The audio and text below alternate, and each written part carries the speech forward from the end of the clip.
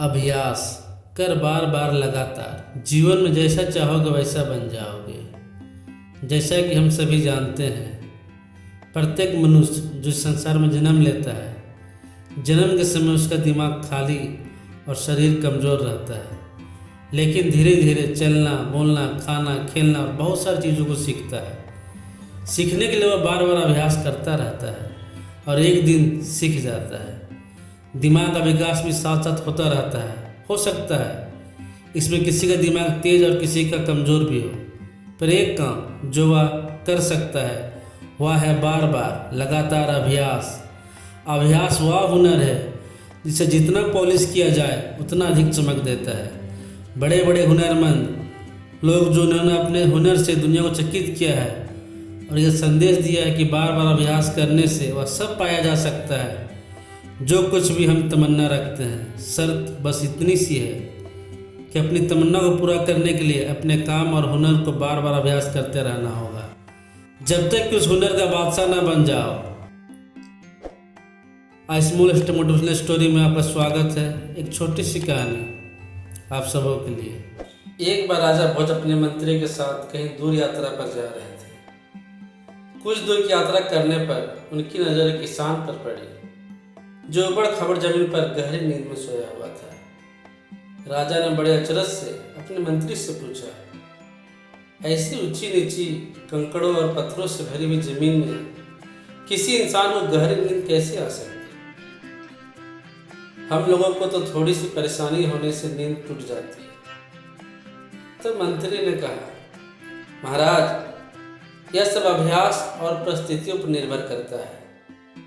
इस संसार में मनुष्य से अधिक कोई कठोर नहीं और नाव से ज़्यादा कोई कोमल होता है। परिस्थितियाँ मनुष्य को अपने अनुकूल बना देती हैं। पर राजा को यह बात पूरी तरह जची नहीं।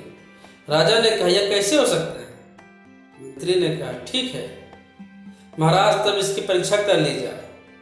दोनों ने आपस में सोच विचार कर निर्णय लिया कि उस किसान को राजमहल में कुछ दिन तक राजसी ठाट बाट से रखकर जांचा जाए।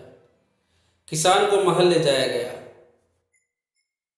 महल में पहुंचने पर उसे खाने पीने और सोने का उत्तम से उत्तम प्रबंध किया गया। उसे बहुत आराम से रखा जाने लगा।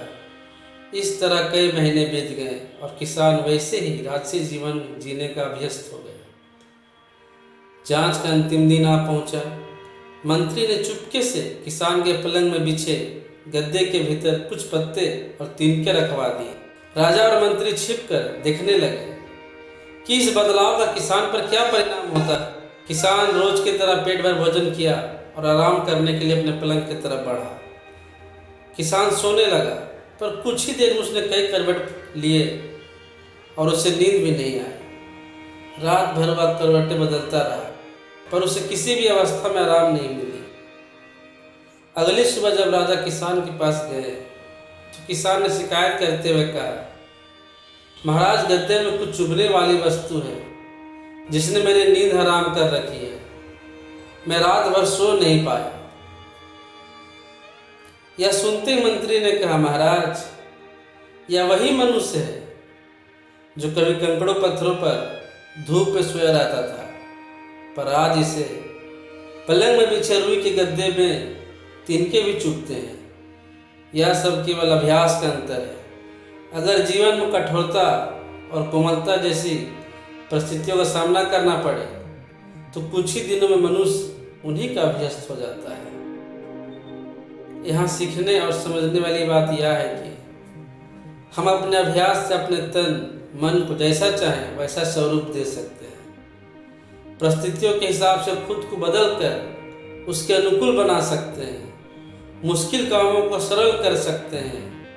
किसी काम को बेहतर से बेहतरीन बना सकते हैं, केवल और केवल बार बार लगातार अभ्यास करते रहने से।